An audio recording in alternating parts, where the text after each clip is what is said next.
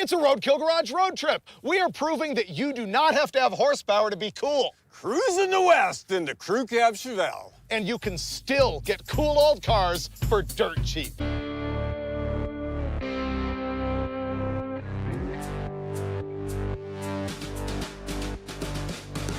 Man, we have not had a Roadkill Garage family road trip in a long, long time. And so we're gonna hit the road with the bros. We got our guy Wiley, we got Brad directing, we got Alex on camera, and of course, the Dulcich.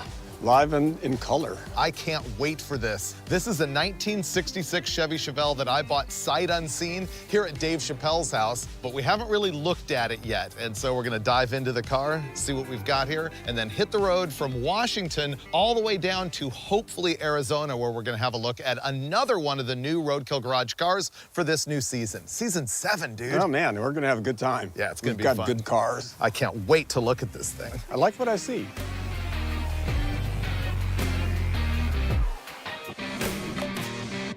This is a 66 Chevy Chevelle 300 model, which is the base. No trim, no nothing, and 6-cylinder. 6-cylinder. I like hoping it. for the 327 or 283. That would have been cool, but I like this. You know what? Every time I've had a factory Chevy inline 6 car, it is just like purred. It's been like so pleasant to drive. You're gonna have to convince me, because every time I've been in one, they've been a little underpowered, admittedly. Oh, they are totally underpowered, and they do shake the carburetor off the manifold and have vacuum leaks. Oh, they do. Yeah, this one is a 250 apparently, and the ad said it's a 1975 250 cubic incher. This car's badges say 230, so that's been swapped. Original chalk mark, 6/14/66. That's like either when it was manufactured or maybe when they bought it. Wow, and it's got no power steering, no power brakes, base model. I'm looking at the linkage coming off that column. It's a 3-speed on the column. Yeah, it's a 3 on the tree. Wow. Yeah, I find a lot of people these days don't know what a 3 on the tree is. How's that possible? I don't know. Man, the body on this thing is actually really good for a Pacific Northwest car. I don't think it's rusty, but we'll have to check more into it. Let's go in the interior. This thing's been in the garage all its life. Probably. Dude. Okay. There was a time in my life when I used to go to Pick Your Part all the time, and I always used to say you could blindfold me and put me in a car, and I could tell you if it was a Ford product or a GM or a Chrysler. This smells exactly like an old Chevy. It smells like my old 67 Nova I had as a kid. Rubber floor mats, that might mean rust that on means the floorboards. Almost always. I'm always surprised how many people don't know about the 3-on-the-tree manual transmission with clutch pedal. I'm gonna guess that that started in American passenger cars in the mid-30s, and I bet it continued into the mid-80s. I know I've had like 84 square body trucks that have them. It's basically an H-pattern shifter, but it's on the column. So it's just like a 3-speed would be on the floor. But in this case, it's reverse, first, second, third. It's the greatest for the 2-3 power shift. This is just wham! Yeah. Really good. Whoosh. It's like brand new. Whoa. Oh no, it's got a few pinholes. It has a few, but man, that is nice. Wow, this thing's It's a nice body style. Did you notice the gas can in there? Yeah. Okay. No gas tank at all. Yeah. Who needs that? We're running on 5 gallons. I want to hear the engine run. I want you to fire this thing up. I forgot about that. Yeah. Okay, we can do that. If it runs. Let me pour some coolant in and I'll make that happen. And I hope it doesn't have an exhaust leak. Wow.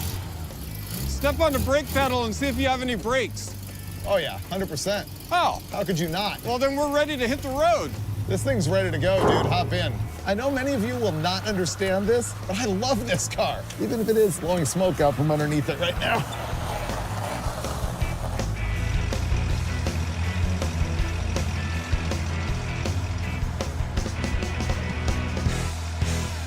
You got the hang of the clutch. That was smooth. I'm working on it. Yeah, I'm getting there. This thing runs like a sewing machine. Yeah. Man, I'm starting to warm to the 6-cylinder. Every time I've had a bone stock Chevy inline 6, it's just been like a magical experience. Have you ever heard my theory about stock rotting? Buying an old car and leaving it stock? Yeah, exactly. That's what this needs.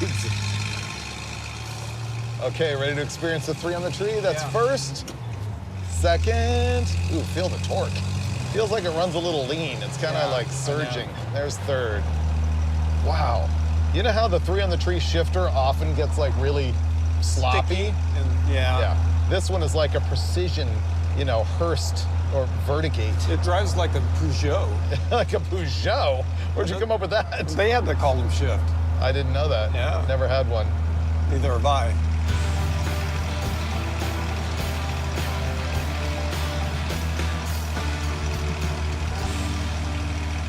So I should explain to the audience that I knew that this thing had no gas tank when we bought it. It said so in the ad. And so I ordered a new tank and straps and hardware and everything.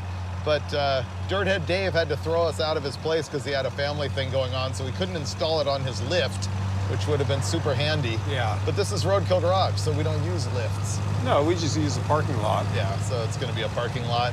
But I say we make it to a warmer climate before we crawl under there and swap it out. South. Yeah. This might be a better around town car than it is on the highway. Probably. I hate to say it. I don't know. I think it would be okay on a long, flat piece of road. Yeah. But I don't think she's going to appreciate a grade. Nope. Of course, we don't know where the timing is or anything. No. We could tune this up. Yeah. We're going to an Army surplus store to try and buy more gas cans so that we can procrastinate on installing The actual gas the tank? actual gas tank that I purchased and had shipped overnight here. Ooh, it looks really good. Wow. Old school. Yeah. Whoa. There were apartments up there. I know. Can you imagine living in an apartment up there and then going down and getting surplus stuff anytime you want? Ammo and everything? Yeah. Combination speed shop and Army surplus would be the ideal. Yeah. Whoa. Cool. Hey, Hey, how's it going, guys? thanks for having us. Hey, okay. This is great. So here's our plan. When I'm on a road trip, I love doing pawn shops and old surplus stores. We actually need a jerry can because we have no gas tank in our Chevelle. Jerry cans, let's see what we got. Ooh, they got used and new. Oh, these are the German kind. I'm a jerry can connoisseur. Check this out. So when you get the old ones like this is actual genuine US government. See, it says USA on it, and you flip it over and you can see what date it was made. This one, 1945. So that's genuine World War II. The problem with the German ones now is that they come with like the smog type nozzle, the emissions nozzle, but you can still buy the illegal nozzle. The bummer is they're now plastic. In the old days, you could get this type of cam nozzle in this type of material, and that's key. If you can ever find one, get it. Man, I want to go find those jungle boots. Ooh, good.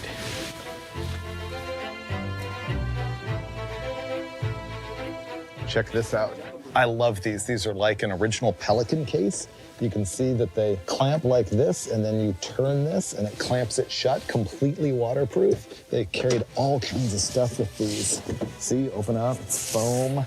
I've got some of these that I use as waterproof toolkits in my Jeep. Those are rad. That's a pretty nice boot, but not what I'm looking for. Cups. Korean War vintage, here we go, 1951. Most of the genuine surplus, you can see dates on them. Oh, these look pretty good. These are desert warfare boots, but they look used and, you know, don't know what happened to the dude that they came off of, so probably want a new pair.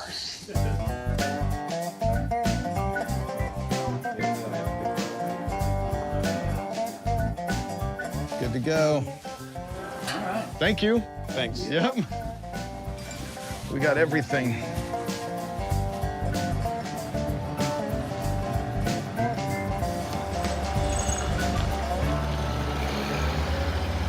Oof. That hurt.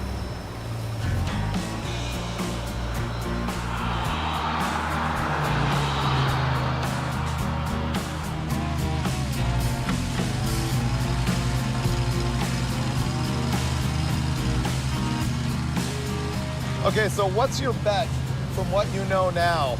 Will I fall in love with this and not want to modify it because it's so good? Or by the time we get home, will I be putting a blown big block in it? You're gonna leave it alone. Think so? Yeah. Which means sell it, right? Right. Okay.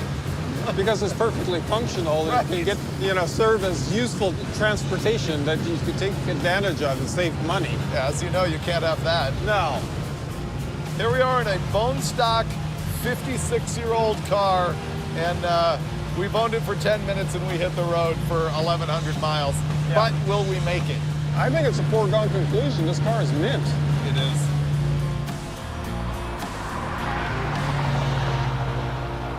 So I think all these fields are wheat. They are? That's wheat, yeah. It's all been harvested. Whoop, there we go. What was that? We're out of gas. No. Yes, we are. Kill it so we have some left in the carb. What has occurred here is we've run out of gas because the car does not have a gas tank. What it has is a jerry can in the trunk, which we can refill with another jerry can. So I'm gonna open the trunk, access our fuel system, and we'll be back on the road before we know it. Man, that's full. So what I have here is the full flow nozzle. Okay. Now this is a World War II German design gas can. Don't worry, that will never make the cut in the show, so it won't seem like we're spilled raw fuel on this pristine farmland. It'll evaporate anyway.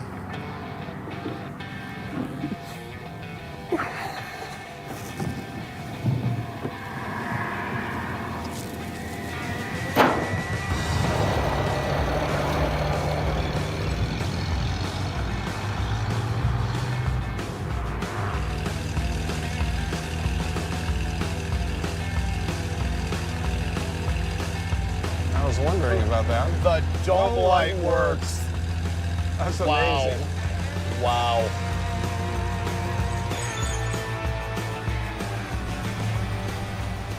Wow. That's not bad. So this thing ran perfect. Smooth, stops killer, headlights work, wipers work, dome light lights. works. It's unbelievable. The fatal flaws so far is really slow. And it's a gas guzzler. Yeah. The mileage so far is not what you'd expect out No, of I this. calculated it at 13.4, which is really no good at all. So far, we're 130 miles into our trip, and I think tomorrow it needs a little bit of a tune-up. At part throttle, it actually surges a little bit and stuff like that. So that'll be the action for you tomorrow. See you then.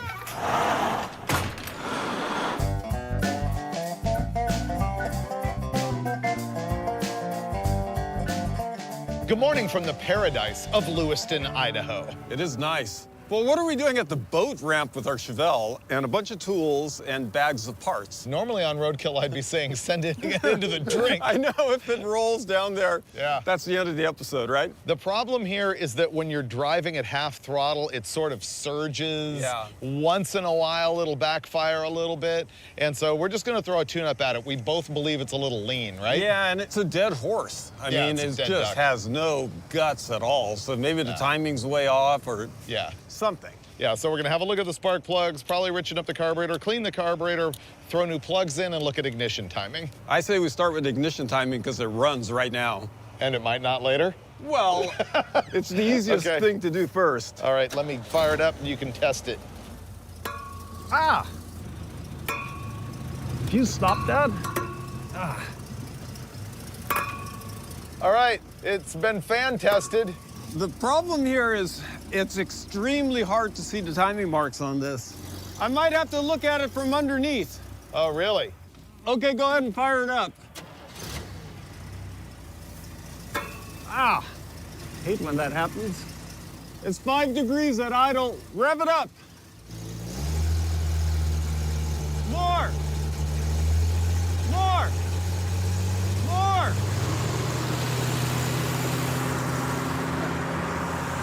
It has no advance at all. It's at 5 degrees all the time. Really? Yeah. We're gonna take a look at the advance mechanism in the distributor and see if something's stuck or if it even has an advance mechanism. Is it under the plate? It must be under that rotor. Ah, Nothing. It barely moves. And being a 6-cylinder, it's got to move more than a V8 for the same amount of advance. So Whoa. that is nothing. Look at that technology. You know why? It's because the teeth are further apart on the reluctor. Yeah, you take Wow. 360 degrees and you divide it by 6 instead of 8, and that's the number of degrees between a circle. That was a genius deduction that I've never considered in my life. Geometry. It pays. This is just all rusted up. Look, that one's stuck, 100%. Oh, so you know what we can do? Yeah, We can lube that and free up the advance mechanism. that's exactly what I'm gonna do, Dulcich. We didn't get the penetrating oil. I got the penetrating lithium grease, Okay. which I've never had before, so this is a little bit experimental. Okay, if this is actually a thing, it's gonna make a huge difference in our efficiency and performance. Trying to be very delicate about this. Oh, I failed at being very delicate about that. Oh. Yeah, I don't like this spray grease. No, I would have preferred something like a penetrating oil. Yeah. Okay. This is my first test of the spray lithium grease, and I don't like it. No? No. How's the freedom of action? I think it's okay. Put the rotor back on. I think it's fine. Yeah, I think so. Okay, look at that rotor action now. Yeah. See that? That is advance. What is advance? Now it's advancing. We're geniuses. All right, let's try it. Oh, it's gonna run so much better. Okay, now we've got 9 degrees initial. Go ahead and rev it up. More!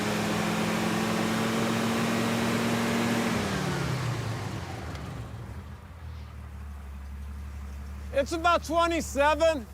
Leave it. Okay. Let's change plugs. Yeah, Yeah, that's what I thought. There we go. that is fouled. Yeah. Wow. What's all that metal around the edge? Look at that. What is that?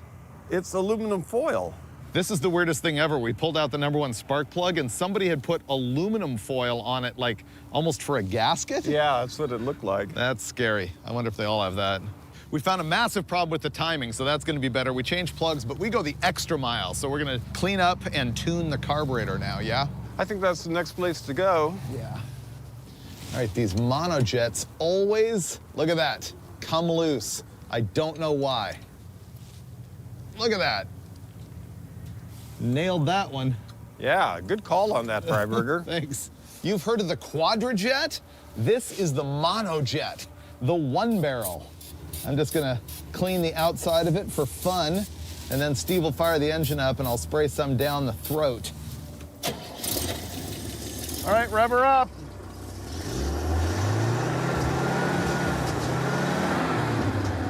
Try the That is snappy. mint. And that ends our tune-up. We're gonna clean up tools and hit the road.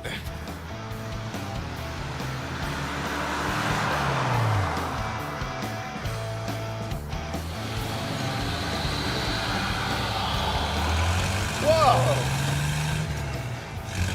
Whoa! It didn't move out like that before. Doubled the horsepower. Easy.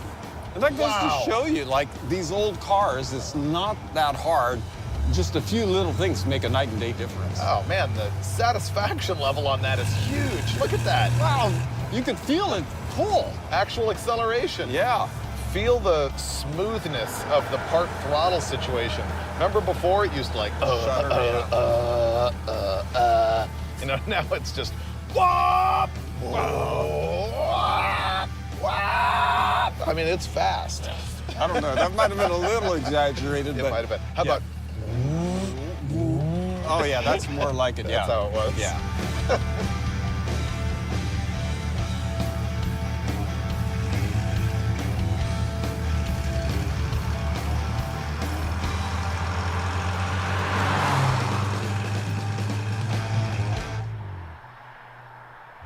you probably can't see it on video, but it is lightly snowing right now. Yeah. It's very, very chilly out. Yeah. I see sunshine ahead. Sunshine on my shoulders makes me happy in my Chevelle 300. Is that a Johnny Denver song? Sounds like it, doesn't Yeah, I it? think it might have been. Country roads take me home to the place I belong. I forgot all the lyrics. West Virginia, mountain mama, take me home, country road. I just forgot all the lyrics. Twin Falls, Idaho, which, by the way, that's the falls, and for roadkill reasons, they've apparently turned them off. I know, how come? How do they do that? It's ridiculous. And yet the crew still made a stand here in the freezing cold so that you could see it. Last night, or actually since the beginning of the trip, we've driven 550 miles. Well, that's not bad. How many times have we run out of gas? 3 maybe? Probably. But only once, like, Last in a bad night, place. yeah. We felt like 1 mile short of the gas station.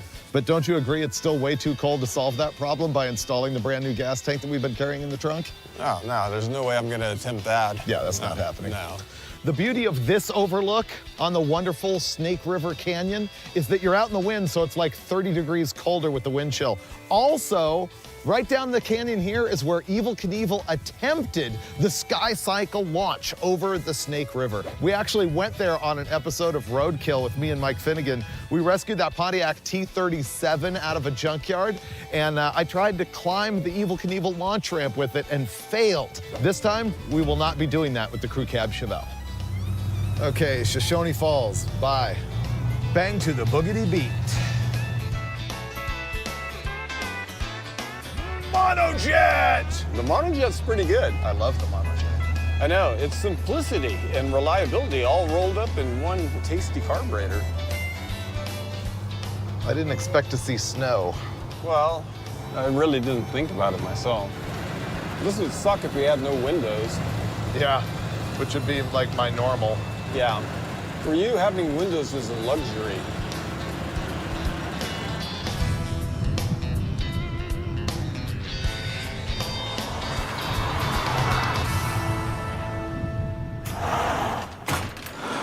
St. George, Utah, nice and warm. We've officially made it 1,000 miles on this trip, about 50 to 75 miles at a time. Well, that's because we don't have a gas tank in here, other than the one in the trunk that's not installed yet. But it's finally warm enough. Here's the thing. We've got a nice piece of pavement here. We've got a gas tank in the trunk, soon to be slung right where it belongs, under the car. My favorite part is that we don't have one to remove.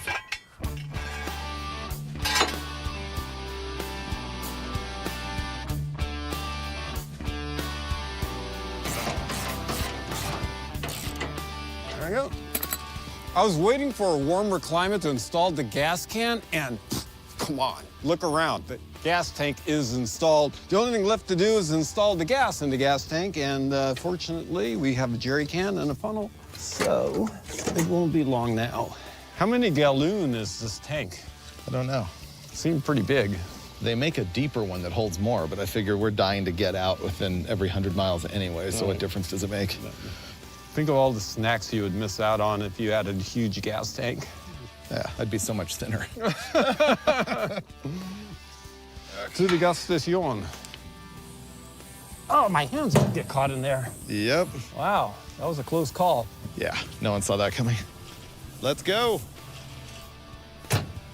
Ready? Yeah. Whoa, There's wheel like chocks. rocks in front of the wheels. You could make it over those rocks.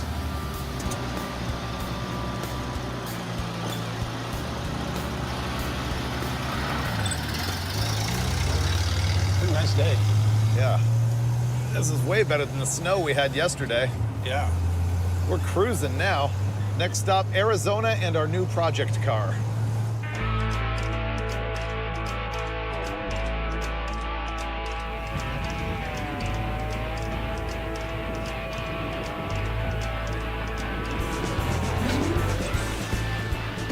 So this is our buddy Chris Birdsong's place. You know him as the Charger Master. As a matter of fact, he rebuilt all of the sheet metal on the General Mayhem. But more recently, I was looking for like a genuine junkyard rescue vehicle that we could do. Going back to basics, dirt cheap on Roadkill Garage. And so he found this yard that was closing and he scored a bunch of cars out of there, and we bought from him a 1975 Dodge Dart, but I've never seen it in person. Let's go check it out. It's right there. First thing I'm noticing is that the fender and door bit each other here. Yeah, I don't like that. You know what's weirded me out about this car, though? No. It's clearly a 75 in the front, but look at the back bumper. It's not the big, huge 75 back bumper. That's like 72. 72. Yeah, so I don't know what that's all about. Yeah, I don't know. Let's step into the parlor here. That is disgusting.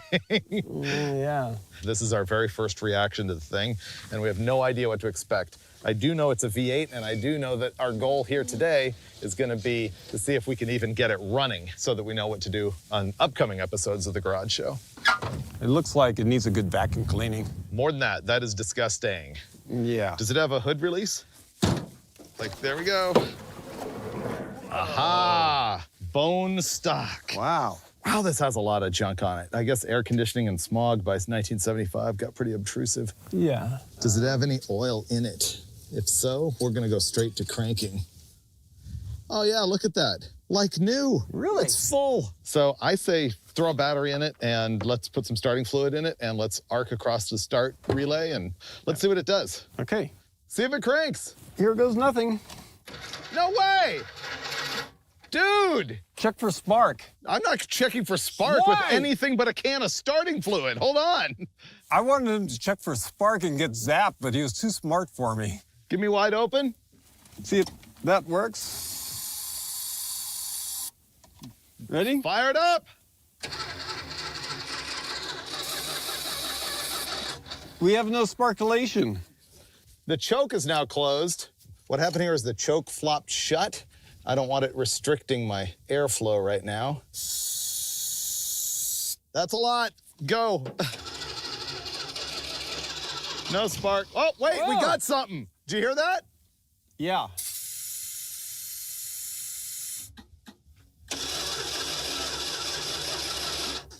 Let's run a jumper wire to the... To the coil? Yeah. It's working on ignition 1, but not on ignition 2. Oh, you think when you're letting it go, it's working? So let's bypass the ballast resistor. What he's talking about here is that there's spark while cranking, and then there's also spark when you're not cranking. It bypasses the ballast resistor when cranking, and what he's seeing is that when he lets go of the key, it seems like it fires once, and so he's gonna bypass the ballast resistor just to get rid of that circuit and see if we can make it run the whole time. All right. Okay, we might have spark now. I would put the odds at 2 in 5. Whoa, no way! Dude, it ran. Yep. It wants to go. Whoa, that ran. That ran. That absolutely ran. I think we can get it home, pressure wash it, strip it, put our own ignition on it, and actually have a driver out of it. I think so.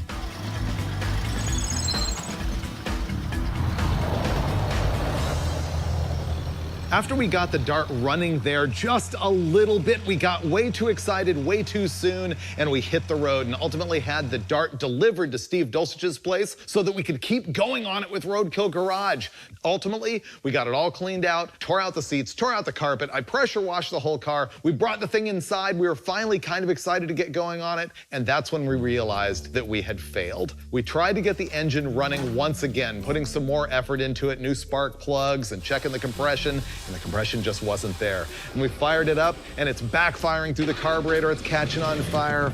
Ultimately, Dulcich and I got to a point where we had to look at this car in whole and realize it's not a model year that we love to begin with. It has been clipped, cut in half, and welded back together. It is hit on both ends. The engine is now trashed, and we suspect that the reason this thing was in the junkyard to begin with is probably because the transmission's bad. So looking at that in whole, we realized we lost this time. This just isn't a car that we want to mess with. We don't love it enough, but it gives us an opportunity to pass it on to somebody else who will dig it and let it live another day. So there you go, 1 episode, 2 project vehicles, one of them admittedly a lose, but the other one, huge win. I am still driving that 66 Chevelle nearly every day. I have put probably another couple hundred miles on it. That is one of the best scores that I've had in a long time. And sometimes as a car guy, you gotta look at it that way. I spent a week, I got 2 cars. One of them, I completely lost. The other one was a huge win. It all comes out in the fold. And that's why you gotta play with cars all the time, just like we do on every episode of Roadkill Garage. At this point, you may be asking yourself, what's really the difference between Roadkill and Roadkill Garage? I mean, we mix up hosts all the time, and here we are out on the road on Roadkill Garage. The difference is the space blanket. Yes, this officially makes it a Roadkill Garage episode, because this is basically like Dulcich's shop. It's indiscernible from Dulcich's shop, with the exception of the scenery. The cynic. Yes, it's much more scenic. I'm gonna get my space blanket.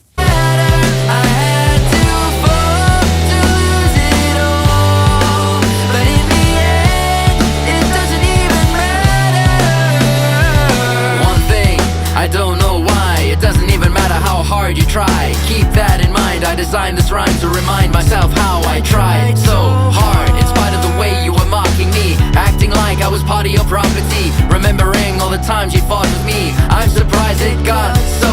Things aren't the way